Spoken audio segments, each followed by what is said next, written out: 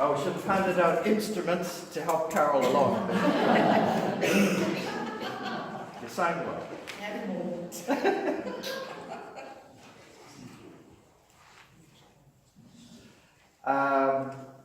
To focus on the epistle, Colossians, which I think is a nice sort of preparation for the new year. Because whether we dress up much or not, we still understand the connection between what's important to us and how we dress for it. And as I say, it doesn't matter whether we dress up or not, but we often think about that connection. The area of Colossus, which is the place Paul is writing to when he writes this letter, it was known for producing wool, for particularly fine clothing. It's probably no coincidence that Paul writes to the Colossians and he uses this image of dressing up when he's talking about how we should live our lives. He says, because you're God's chosen special people, it's time to dress like it. And so he describes the spiritual clothing that people should put on. Things like compassion, kindness, humility, meekness, patience, and above all, clothe yourselves with love, which binds everything together. Your final accessory, I suppose. That's all that stuff on the outside where people can see it.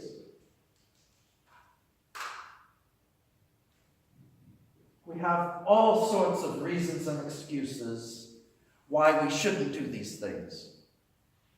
Why we shouldn't be compassionate. Why we shouldn't be kind to that person.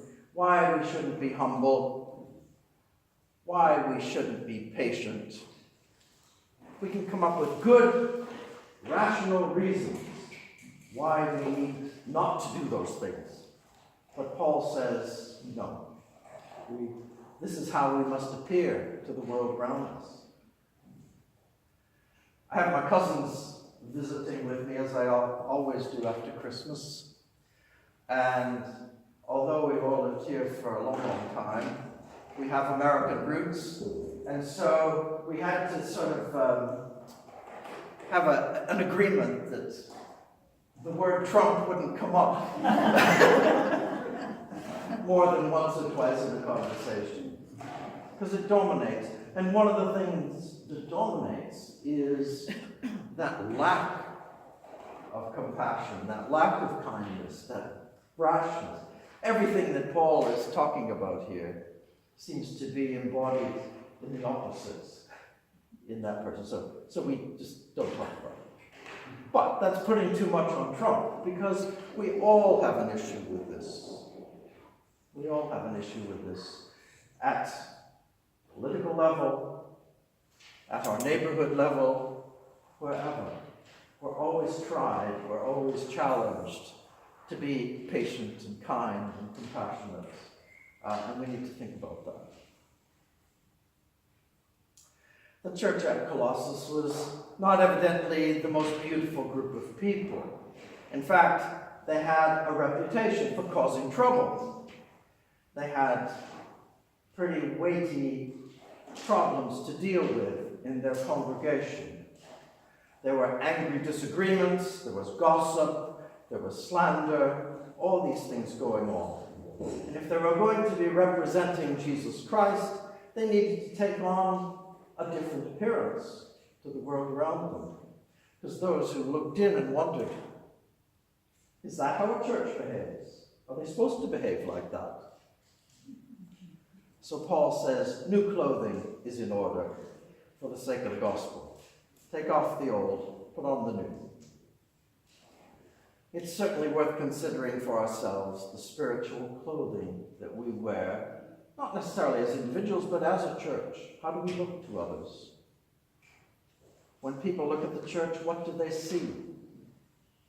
Hopefully we aren't doing notorious things which set us apart, but people look to us as a church, perhaps more than we would like, to see how we are spiritually different.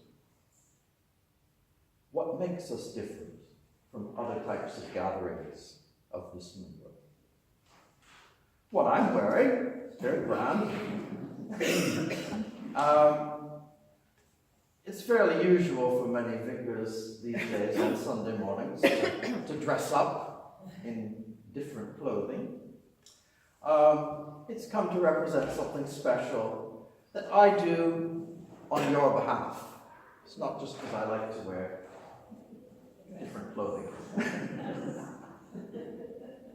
I put on this alb, which is the bit underneath, and the stole, and the chasuble. It certainly doesn't make me perfect or personally special. I still have all the frailties and inadequacies I walked through the door with.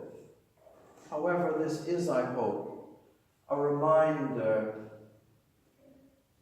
of the spiritual clothing we are all intended to wear, being special in a way in putting on these garments that's a symbol of that, trying to be more like Christ in how we live and act, putting on Christ, if you will. It's certainly not just about me as a priest. All are called to put on this spiritual clothing of which Paul speaks, to look the best we can when we're serving one another.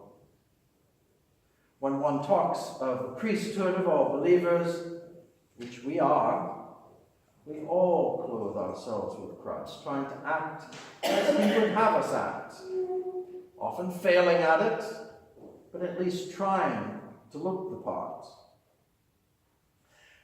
As we face another new year, recently renewed through the joys of Christmas, it's a good time to reflect on how we cast off the old and put on the new.